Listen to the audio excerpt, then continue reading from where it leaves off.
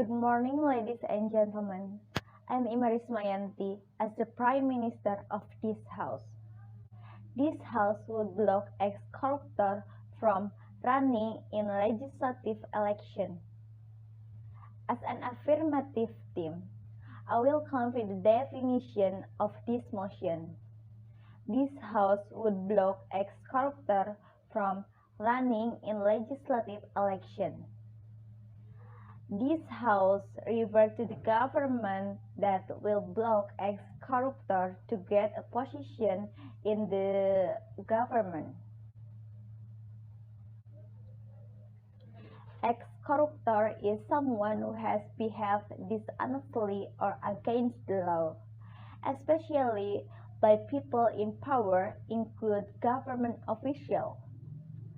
This behavior is in the form of bribery and other inducement inappropriately or unlawfully from running in a legislative election.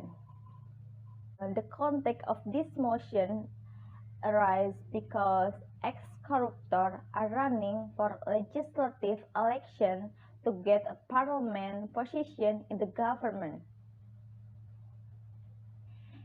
Cases of corruption are very detrimental to the state in various fields, such as the economic fields, social fields, political fields, environmental fields, and defense and security fields.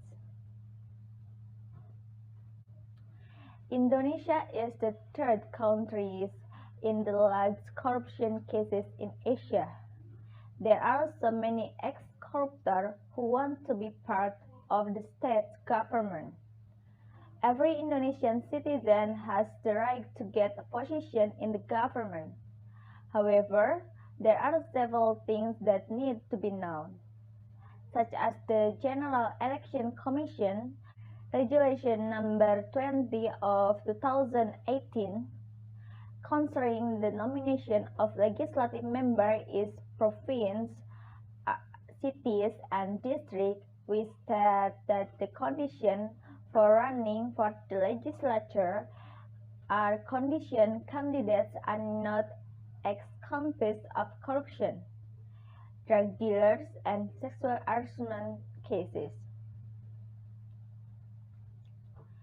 As an affirmative, I will outline several arguments regarding the blocking of ex-corruptor in the legislative election. Corruption is still a big problem in this country.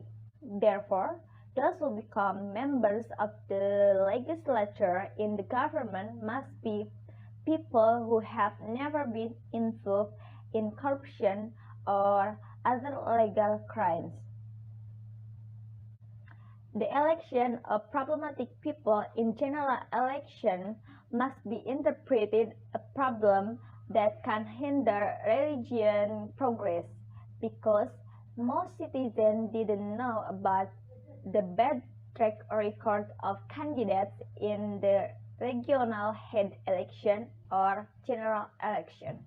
Therefore, to encourage the implementation of a better and corruption-free local government, as well as a transparent and accountable resolution of corruption cases, we fully support the government.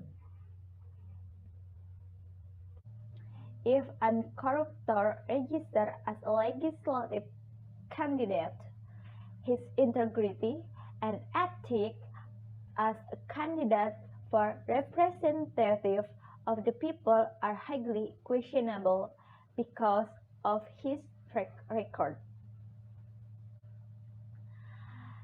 Ex-corruptors who become representative of the people are considered to have the opportunity to repeat their mistake. Example of several factors that strengthen our reasoning that there is some very valid evidence is the arrest of two ministers of Joko Widodo government during the coronavirus pandemic. This case caused anger because the funds that were corrupted were social assistance for handling COVID-19. That the control of these COVID-19 cases is hampered because of the government action. It is a real example. Therefore, we must be more selective to choosing who will be the people representative in the government. In closing, I'd like to reiterate that the government decision to block ex-corruptors is the right step. Better to prevent than cure. Thank you very much.